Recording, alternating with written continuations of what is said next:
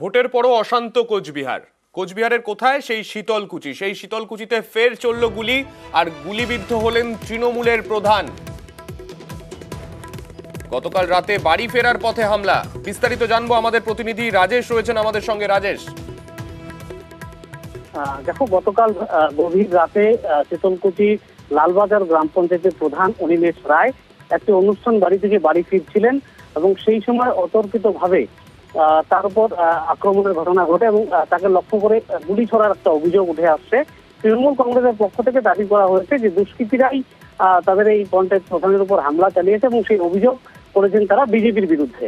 যদিও বিজেপির পক্ষ থেকে এই অভিযোগ অস্বীকার করে তৃণমূলের গোষ্ঠীদ্বন্দ্বকেই দায়ী করা হয়েছে। এই পুরো ঘটনায় কিন্তু এলাকায় ব্যাপক চাঞ্চল্য ছড়িয়েছে। আহত ওই পঞ্চায়েত প্রধান কিন্তু বর্তমানে কোচবিহারে একটি বেসরকারি নার্সিংহোমে চিকিৎসাধীন। এই ঘটনায় কিন্তু বিজেপি তৃণমূল একটা অপরের বিরুদ্ধে অভিযোগ করছে। অভিযোগ পাল্টা অভিযোগে কিন্তু উত্তপ্ত শীতলকুচি এলাকা। পুরো ঘটনার তদন্ত শুরু করেছে পুলিশ। বেশ রাজেশ, তুমি আমাদের সঙ্গে থাকো। বড় মোর্চার থেকে বাড়ি যেতেছিল, তারা রাতের অন্ধকারে দুষ্কৃতকারী গুলি করছে, স্কুটারের পিছনে ছিল, গুলি করছে। আমার মনে হয় এই দুষ্কৃতকারীরা এই বিজেপির কিছু হবে ওই এলাকায় বিজেপি আছে, এদের মদতযুক্ত কেউ হবে। হ্যাঁ, অঞ্চল প্রধান নানান কাজে আমাদের, যেমন আমরা সহকারী সভাপতি আমাদের যেতে হয় না, মানুষ তো কাজে যায়। কি মনে হচ্ছে বিরোধীরা আছে, বিজেপি এর পেছনে আছে? আমরা দেখতেছি, আমার মনে হয়, কিন্তু আমরা দেখতেছি, এটাও তদন্ত করে দেখতেছি। রাজেশের কাছে আরো একবার যাবো। রাজেশ, এখানে বলা হচ্ছে তৃণমূলের তরফে যে বিজেপির মদতপুষ্ট দুষ্কৃতীরা এই ঘটনা ঘটিয়েছে।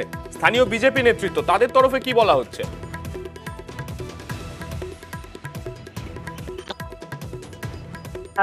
হামলার ঘটনায় এই ঘটনার সঙ্গে বিজেপির কোনো যোগ নেই, কারণ বিজেপি এই ধরনের অশান্তি এবং বোম বারুদের রাজনীতি করে না এবং বিজেপির পক্ষ থেকে এই ঘটনা কেউ ঘটায়নি।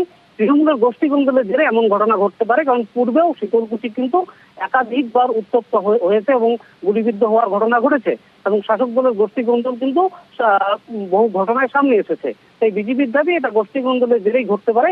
পুলিশ প্রশাসন সঠিক তদন্ত করে দোষীদের গ্রেপ্তার করুক এবং এই ঘটনায় কিন্তু বিজেপি বিধায়ক কিন্তু তৃণমূলের দিকেই দোষের আঙুল ছেড়ে দিয়েছেন। বেশ।